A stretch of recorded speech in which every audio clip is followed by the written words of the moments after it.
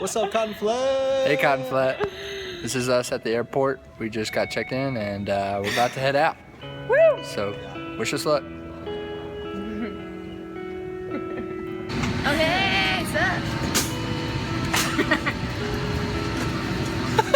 Con destino a Bogotá. La tripulación para ese vuelo es el capitán Chris Sims y se encuentra asistida por mi oficial. Well, we have arrived. This is Bogotá. Well, that's a window, but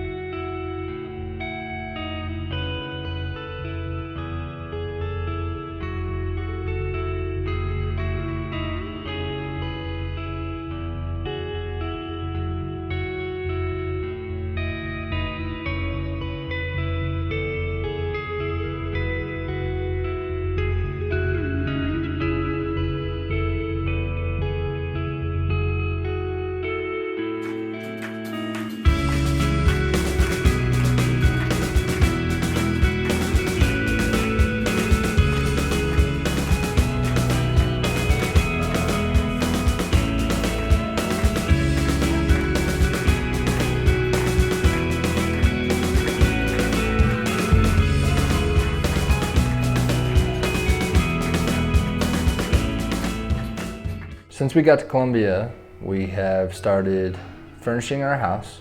We have began Spanish lessons, and we have consistently met together every morning for worship and prayer time. As of right now, I see the team. We are still in phase one where we're building the house, getting everything together, and I see the team really heading into a season of focusing on language learning and focusing on cultural learning as well. And I think for the next 2 or 3 months we can really expect to see us really hitting it hard, trying to gain as much information about the culture and what it's like to be Colombian, as well as really trying to become as fluent in Spanish as fast as possible. So the other day we went to the college, the Nacional, and we prayer walked the campus. And so a lot of us spent a lot of that time praying for God to open doors there on the campus. And so what I see happening is there's a section of the campus there that is soccer courts and basketball courts. And we ended up spending quite a bit of time at this location at the campus, because I really see myself just jumping in there and playing those games with those guys and kicking the soccer ball around with them and shooting some basketballs, even though I'm not that great at basketball.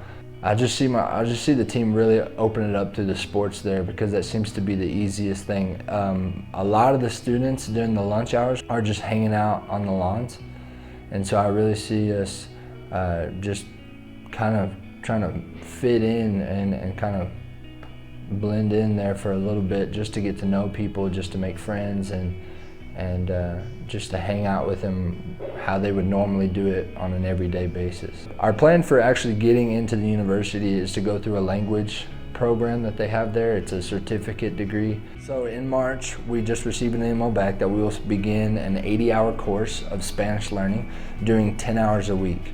And so we're excited that we just got that information back. I mean, that'll allow us to get us on the campus, but also give us a student visa, which will keep us in the country. So that's good news. One of the most challenging things we're facing here in Colombia is the fact that we have 8 people living in one house. And so being American, everybody here very much values their alone time, their individual time. And so that's very hard to come by when you live with so many other people. I think we're getting along well. We're all really bonding. We laugh a lot here at the house, but I think there is some very much, having to learn how to be, hey, this is what you did, how to communicate effectively, and so we're having to learn that. I think the most challenging thing for me thus far is not being able to communicate with anybody and everybody around me. It is difficult to go into a store and have to ask them to repeat themselves 3 or 4 times just to hear them say, do you want to grande size your French fries, you know. So not being able to understand has really been a little bit of a frustration, but it's also been a good challenge. It's really helped my Spanish grow a lot more. If you're praying for me, I would ask that you pray for 3 things. Number 1 is that you pray that I learn how to follow God in the cultural context that I'm in. I learned how to carve away time while being in a house of 7 other people and not having to worry about what they hear or be shy with my quiet time. Number 2 that you could pray for me about is that I would become fluent quickly in the language, that I'd be able to retain the information we're learning every day, that I'd be able to practice that information, and that I'd just have a natural aptitude to learn this language. And then number 3, the thing you can pray for me is that I'd begin to have the mind of a Colombian, that I'd begin to understand some of the struggles that they are gone throughout history and why they think the way they do and why certain things are such big issues or so small of an issue.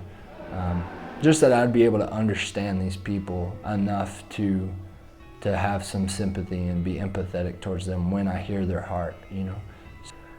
So 2 things. If you would like to get in contact with me and you haven't been able to do that and you would just like daily communication, there's 3 ways you can do that. Number 1, there's an app that Brother Rick knows about and we use it. It's called WhatsApp. And if you download this app, we can text back and forth and even have a phone call without using any of your overage charges from international phone calls. Another way you can do it is you can download the Facebook Messenger app. This allows you to basically text me back and forth, but it's through the medium of Facebook, no charges there at all. And then the 3rd thing you can do is, of course, is you can always email me.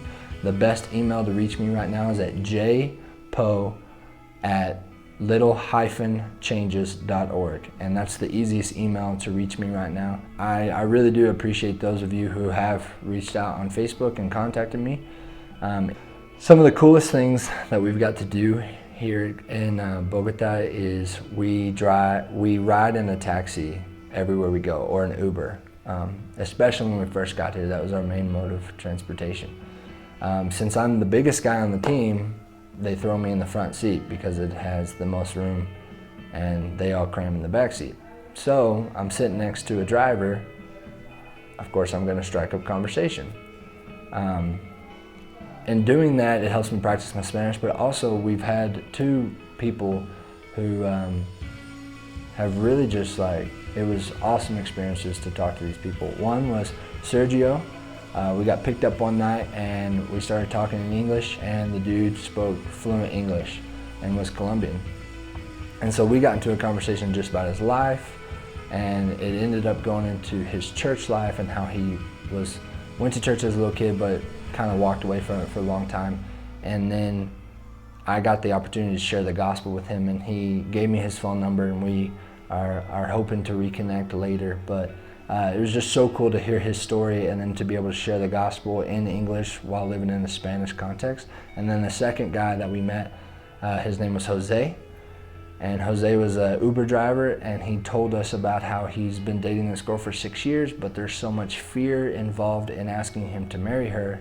So me and Stephanie, what little Spanish I know, and then her stepping in and taking over the conversation in Spanish, was able to share the gospel with him, was able to tell him that perfect love casts out fear, so that if he walks with Jesus, he's gonna, be just fine in what he does as long as he's following the Lord. And so that was a really cool experience as well. And so those are just 2 of some of the stories that we've had so far with people that we've met and encountered and shared the gospel with. I just want to thank you guys so much for all the prayers, all the love, all the support that you have shown me. It has been such a tremendous blessing to know that I have such a family, a church family back home that loves me and that is praying for me.